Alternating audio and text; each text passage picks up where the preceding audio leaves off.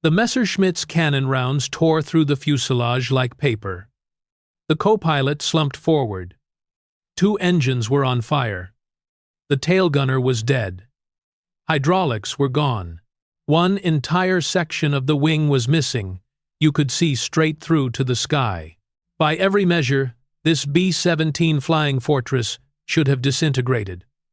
The German pilots were already breaking off, certain of the kill. But what happened next defied every law of aeronautics and probability. This bomber, against all odds, against all engineering expectations, kept flying. And what it did over the next 4 hours would become legend. February 1st, 1943, 0530 hours, Thurleigh Airbase, England. The briefing room is thick with cigarette smoke and the metallic taste of pre-mission tension. 94 men sit in rows, flight jackets pulled tight against the cold that seeps through every crack in the Nissen hut. At the front of the room, the intelligence officer pulls back a curtain, revealing a map of Europe. A red line stretches deep into Germany, ending at a cluster of circles marked over the industrial heart of the Third Reich. Gentlemen, today's target is Wilhelmshaven. The room goes quiet. Wilhelmshaven means fighters, lots of them. It means flak so thick you could walk on it. It means some of these seats will be empty tonight. Among the crews is the 10-man team of a B-17F named All-American. Pilot First Lieutenant Kendrick Bragg sits in the second row, his jaw set, eyes focused on that red line. Next to him is co-pilot Second Lieutenant Godfrey Engel, 22 years old, already a veteran of 8 missions over occupied Europe. Behind them, Navigator Lieutenant Harry Newsel traces the route with his finger, calculating fuel loads and alternate landing sites in his head. Bombardier Lieutenant Ernest Pichout leans forward, studying the target photos. Engineer Technical Sergeant Elton Conda mentally runs through his checklist: oil pressure, manifold temperature, supercharger settings. Radio Operator Technical Sergeant Otis Goodale flexes his fingers, already anticipating the weight of wounded men he might have to drag from turrets. Bald Turret Gunner Staff Sergeant Michael Zook stares at the floor. Waist Gunner Staff Sergeant Sam Sarpolis cracks his knuckles.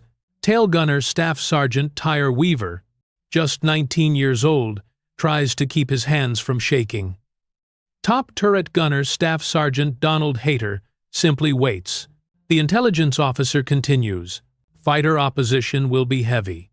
FTU 190 seconds out of Javer. Me, 109 seconds from Wangerooge. Expect attacks starting at the initial point and continuing through the bomb run. Weather is marginal. You'll be flying through cloud cover most of the way. Questions? There are always questions, but none of them matter. The mission is set.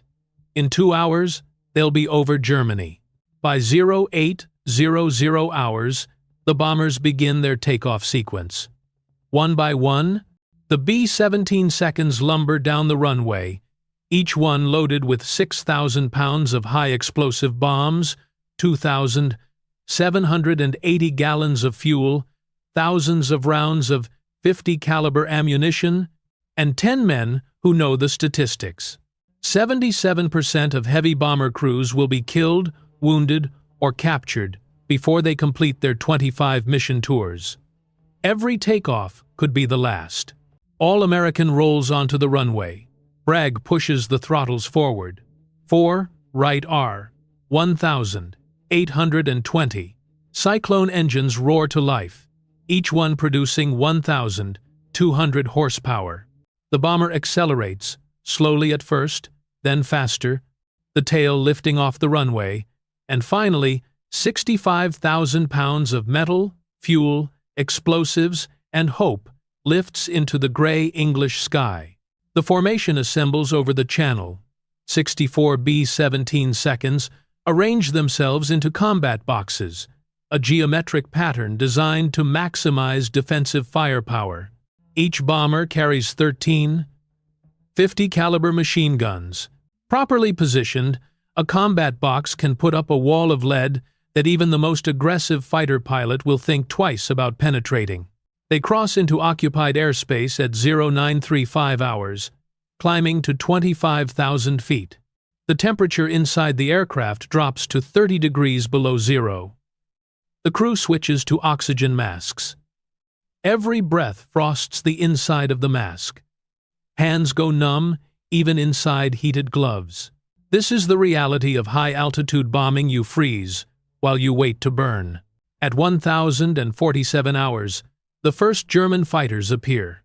Focke-Wulf, 190 seconds slice through the formation from 12 o'clock high, cannon fire sparkling along their wings. The sky erupts into chaos, tracers arc in every direction. B-17 seconds shudder as 20mm shells punch through aluminum skin. Gunners track targets through their sights, squeezing triggers, brass casings cascading onto the floor. The smell of cordite fills the fuselage. Radio discipline collapses into a cacophony of warnings. Bandit, 9 o'clock level. 2 coming in at 6 low. I'm hit! I'm hit! All Americans' gunners are firing continuously. Hayter in the top turret swings his twin 50s through a 360-degree arc. Zook in the ball turret dangles beneath the bomber, tracking fighters as they flash past. Sarpolis and the other waist gunner fire from opposite sides, the roar of the guns so loud it drowns out thought. Weaver in the tail sees an Me-109 lining up for a pass and opens fire at 400 yards. His tracers walk toward the fighter. The Messerschmitt breaks left and dives away. They reach the initial point. The bomb run begins. For the next 12 minutes, Bragg must hold the aircraft straight and level while Pichout peers through the Norden bomb sight, making microscopic adjustments that will determine whether their bombs hit the submarine pens or fall uselessly into the harbor. During these 12 minutes, evasive action is impossible. The German fighters know this. The flak gunners know this. Every second stretches into eternity. Black puffs of flak burst around the formation. Shrapnel slices through aircraft. The bomber to All American's right takes a direct hit to the No. 3 engine. Fire streams from the cowling. The pilot feathers the prop and drops out of formation, trailing smoke, already losing altitude. 2 fighters immediately pounce on the wounded bomber. Bombs away. The B-17 lurches upward as 6,000 pounds of ordnance falls toward the target. Bragg banks hard left, away from the flak, back into the relative safety of the formation. But the German fighters are waiting. They hit the bombers during the rally, when aircraft are most vulnerable, when formations are momentarily disrupted. And Me-109 comes screaming in from 2 o'clock high, guns blazing. Pichout sees it through the nose glass and fires his single 50 calories. But the fighter is too fast, closing at a combined speed of over 500 miles per hour. Cannon shells walk across All American's nose. The plexiglass shatters. Wind screams into the cockpit. One round punches through the instrument panel. Another takes out the radio compass. A third hits Engel in the shoulder. The co-pilot gasps, slumps forward, blood spreading across his flight suit. Godfrey. Bragg grabs Engel and pulls him back. The co-pilot's eyes are open but unfocused. Bragg keys the intercom. "We're hit! Co-pilot wounded! Conda, get up here!" The flight engineer scrambles forward through the narrow passageway, sees the blood, the shattered instruments, the wind tearing through the nose. He helps Bragg ease Engel out of the seat, then slides into the co-pilot position. His hands find the yoke. His feet find the rudder pedals. He's a flight engineer, not a pilot, but he knows these controls. Has logged hundreds of hours watching Bragg fly. He'll have to be enough. The formation continues southwest, away from Germany, heading for home. But the fighters aren't done.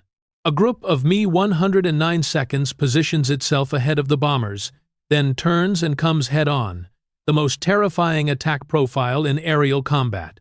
Closing speed, 600 miles per hour. Time to react, seconds.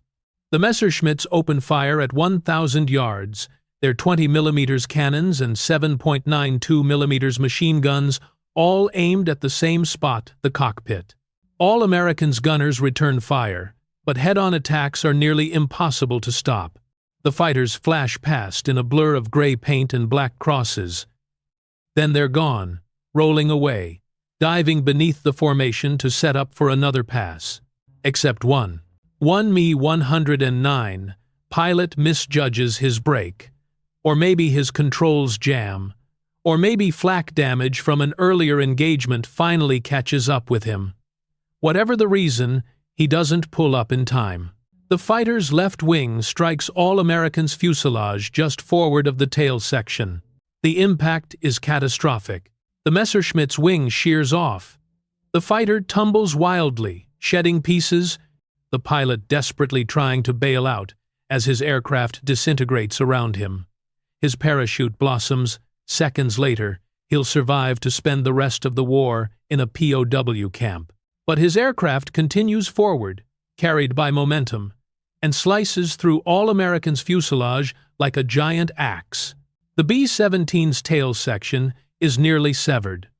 A massive gash opens across the entire width of the fuselage, just ahead of the horizontal stabilizers. Metal screams, rivets pop like gunshots. The tail section drops, held on by nothing more than a few structural beams and the skin of the lower fuselage, a strip of aluminum less than 2 feet wide. Tire Weaver, in the tail gun position, is thrown violently against his guns. The entire tail section flexes, bending upward, then snapping back down. He can see daylight through the gap. He can see the ground 25,000 feet below. The tail is hanging on by a thread. Tail gunner to pilot. We're cut in half. The tail is coming off. In the cockpit, Bragg feels the controls go mushy. The yoke is responding, but barely. The B-17 wants to nose over, to enter a death spiral that will tear the weakened tail clean off. He pulls back, fighting the aircraft, his arms already burning with the effort. "Conda, help me hold this thing!" Together, they haul back on the yokes. The bomber shudders, groans, but begins to level out. But the nose wants to drop, constantly. Bragg and Conda are essentially hanging on the yokes, using their full body weight to keep the aircraft level. They can't maintain this for long. Their arms will give out. And when they do, the tail will snap off, and everyone will die. Bragg keys the intercom. "Damage report." "How bad is it?" The reports come in fast. "Bombardier Peugeot. Nose section taking wind damage, most instruments out, forward guns jammed. Top turret gunner Hayter. Engines 3 and 4 losing oil pressure, number 3 running rough. Waist gunner Sarpulus. Jesus Christ, skipper. I can see straight through the fuselage. The whole tail is... Can Weaver get out?" A pause. Then Weaver's voice, shaking but steady. "Negative, sir. The gap is flexing too much. If I try to cross, I'll get cut in half. I'm trapped back here." The tail section is flexing with every air current, bending up and down like a hinge. The gap opens and closes, opens and closes. If Weaver tries to crawl across, the tail could flex downward and crush him, or it could flex upward and send him tumbling out through the hole into the slipstream. Bragg makes the calculation instantly. Weaver stays in the tail. If the tail breaks off, he's dead anyway. At least back there he has a parachute and a chance. Copy. Everyone else, assess your stations and report. Ball turret gunner Zook. Ball turret functional, but I'm seeing fuel streaming from the left wing. Navigator Nuessel. Navigation equipment destroyed. We're flying on dead reckoning. Radio operator Goodale. Radio is out. Can't call for help. Angle is stabilized but needs a hospital. Bragg looks at Conda. The engineer's face is pale, his knuckles white on the yoke. "Can we make it home?" Conda swallows hard. "Sir, by every rule of structural engineering, this aircraft should already be in pieces. The tail should have fallen off the second we were hit. I don't know what's holding it on, but I don't trust it. Any turbulence, any sudden maneuver, Any additional damage, and we're done. That's not what I asked. Conda meets his eyes. I don't know, sir. Bragg keys the intercom again. All crew, listen up. We're 400 miles from England. The tail is barely attached. We've got 2 engines running rough. No radio, no navigation equipment, a wounded man who needs a hospital, and a tail gunner trapped in a section that could fall off at any moment. We're not going to make it if we don't work together. Conda and I are going to fly this bird. Nuessel, you're going to navigate us home using the sun and your watch if you have to. Goodale, you're going to keep Engel alive. Hater, you're managing those failing engines. I want every bit of power you can give me without blowing them up. Pichout, Sarpolis, you're on visual lookout. For fighters we can't defend ourselves, so we need to see them coming and hope they leave us alone. Zook, stay in that ball turret and tell me if you see anything falling off this aircraft. Weaver, you stay put and pray. Everyone understand? A chorus of acknowledgments. Good. Now, let's take this bird home. The formation is pulling ahead. All American can't keep up. With 2 engines losing power and the massive drag from the damaged tail section, their airspeed drops to 135 miles per hour. The other bombers, flying at 180, gradually disappear into the distance. Within 10 minutes, All American is alone. A lone B-17. Crippled, defenseless, flying over occupied Europe. Any German fighter that spots them will have an easy kill. Bragg descends slowly, carefully, trying to use less power from the failing engines. Every adjustment to the throttles is gentle, deliberate. Any sudden change could cause the tail to flex and break off. They drop from 25,000 feet to 20,000, then to 15,000. The air gets warmer. Oxygen masks come off, but the danger increases. Lower altitude means they're within range of every flak battery in France. Nuessel works his navigation problem in his head. The sun is there, the time is this. Their heading is roughly west-southwest. He calculates their position, plots a course that avoids known flak concentrations, and passes the heading up to Bragg. Come left to 245 degrees. That should take us over Calais and across the Channel. Bragg begins the turn. Slowly. So slowly. The aircraft banks 5 degrees. The tail flexes. Everyone holds their breath. 10 degrees. The tail flexes more. 15 degrees. Skipper, the gap is opening. I can see it getting wider. Copy. Bragg stops the turn, lets the aircraft settle, then continues even more gently. It takes 5 minutes to complete a 15-degree heading change. At this rate, they'll be over Europe for hours. And they are. The clock ticks forward. A lever. 1,130 hours. 1,200 hours. 1,230 hours. Every minute feels like an hour. The crew is silent, except for necessary communications. Bragg and Conda's arms scream with fatigue from holding the yoke. They take turns, one resting for 60 seconds, while the other fights the controls alone, then switching. The aircraft wants to kill them. It wants to nose over. It wants to rip itself apart. Only the constant pressure on the yoke keeps it flying. Hayter monitors the engines. Number 3 is losing oil pressure steadily. Number 4 is running hot. He adjusts mixture, adjusts RPM, trying to squeeze out every possible mile. If they lose another engine, they won't maintain altitude. And if they can't maintain altitude, they'll have to ditch in the channel if they even make it that far. At 1,315 hours, Pichout spots something ahead. Aircraft, 11 o'clock high. Every gun that still functions swings toward the threat. But it's not a fighter, it's a B-17, a straggler from another group, limping home with one engine feathered and half its tail missing. The bomber pulls alongside All-American, and for a moment, the 2 crippled aircraft fly in formation. The other crew stares at All-American's tail, and even from a distance, their shock is visible. Then the other B, 17 pulls ahead, it's faster, even damaged, and disappears into the haze. The encounter is oddly comforting. They're not alone in their suffering. At 1,405 hours, they cross the French coast. Black puffs of flak burst around them, but the gunners' aim is poor. The bombers are too low and too slow for accurate flak prediction.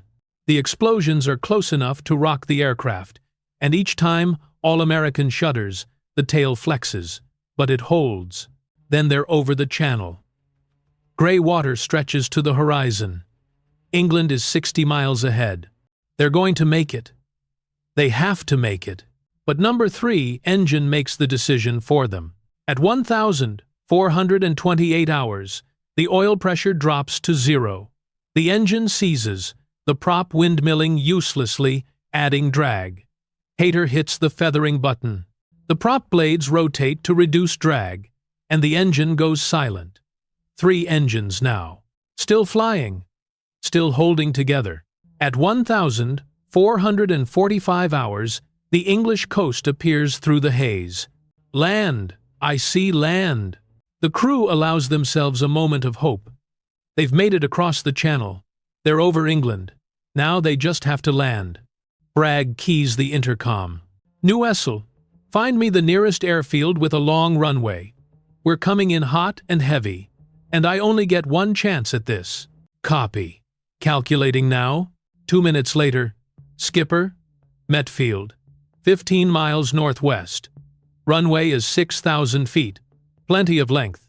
Goodale, try the radio again. Tell them we're coming in with severe damage and a medical emergency. Goodale flips switches, adjusts frequencies. Nothing. The radio is completely dead.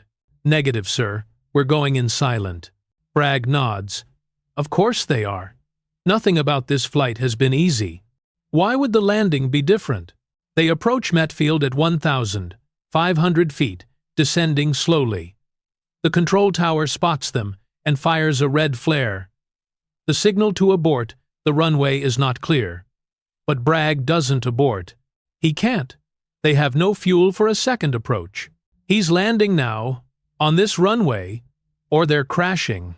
The tower sees the B-17 continuing its approach and realizes something is wrong. Controllers scramble. Emergency crews rush to their vehicles. Fire trucks race toward the runway. An ambulance follows.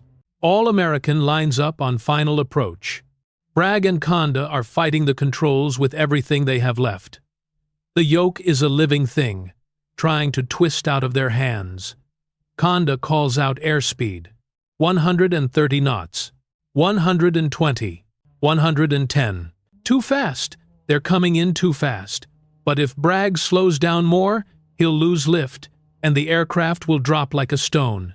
He has no choice. 100 knots. The runway rushes up to meet them. 90. Brace for impact. The main gear touches down hard. The B-17 bounces, slams down again. The tail section flexes violently, bending upward. And for a terrible moment everyone is certain it's going to snap off. But it holds. The bomber rolls down the runway, slowing. Bragg stands on the brakes. They're going too fast. The end of the runway is approaching. Fire trucks swerve out of the way. Finally, mercifully, All-American rolls to a stop 200 feet from the end of the runway. For 10 seconds, no one moves, no one speaks. They're alive. Against every law of probability, against every principle of aeronautical engineering, they're alive. Then, Bragg's voice, quiet but steady. Everybody out, now. The crew evacuates through every available hatch. Weaver climbs out of the tail section, stepping carefully over the gap that nearly killed him a dozen times.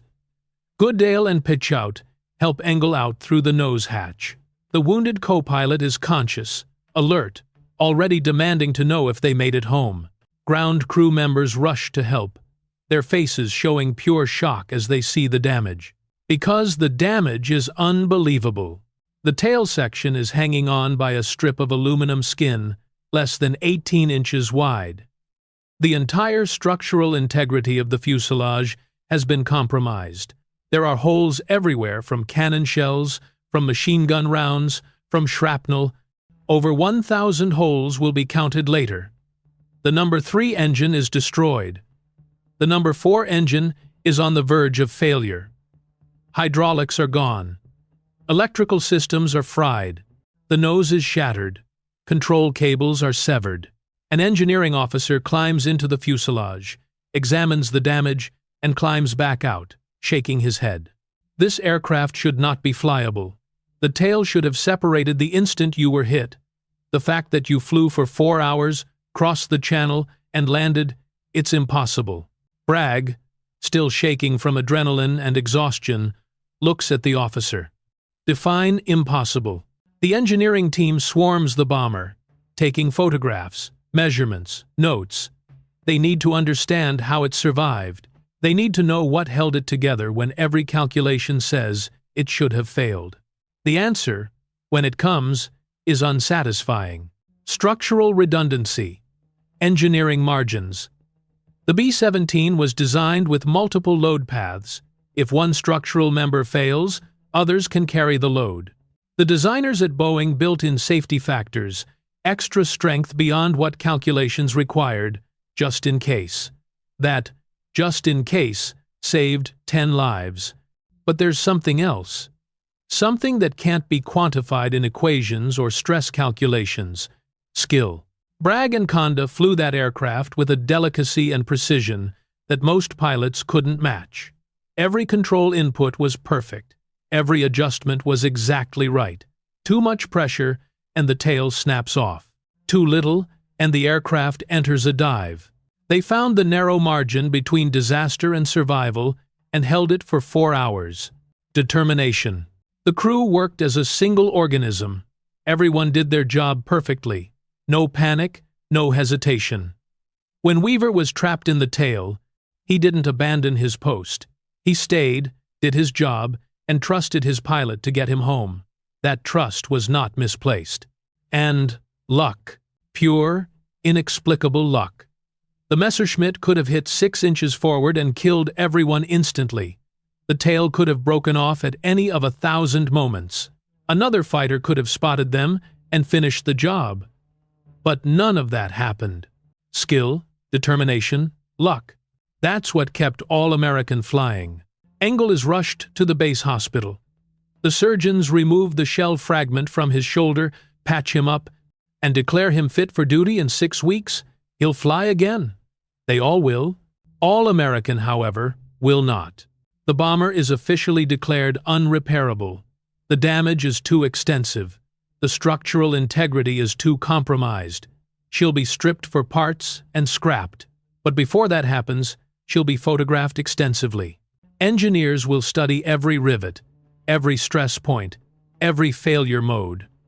The lessons learned from all-American survival will be incorporated into future designs, and her story will spread. Within days, every bomber crew in England knows about the B-17 that flew home with its tail hanging by a thread. The story reaches the States, is written up in newspapers, becomes a symbol of American engineering and American grit. Boeing uses the photographs in advertisements. The B-17's nickname, the Flying Fortress, is validated. If a fortress can survive that, it can survive anything. The reputation matters. Bomber crews flying into Germany need to believe their aircraft can take punishment and bring them home. All-American proved it could. And that belief, that confidence, translates into mission effectiveness. Crews press their attacks harder, knowing their aircraft can absorb damage. They don't break off early. They don't panic when they take hits. They trust the fortress. And the fortress delivers. All-American is not unique. Throughout the war, B-17 seconds will absorb impossible amounts of damage and keep flying. A fortress named Old 666 will take over 400 bullet and cannon hits, lose one engine, have most of its control surfaces shot away, and still make it home.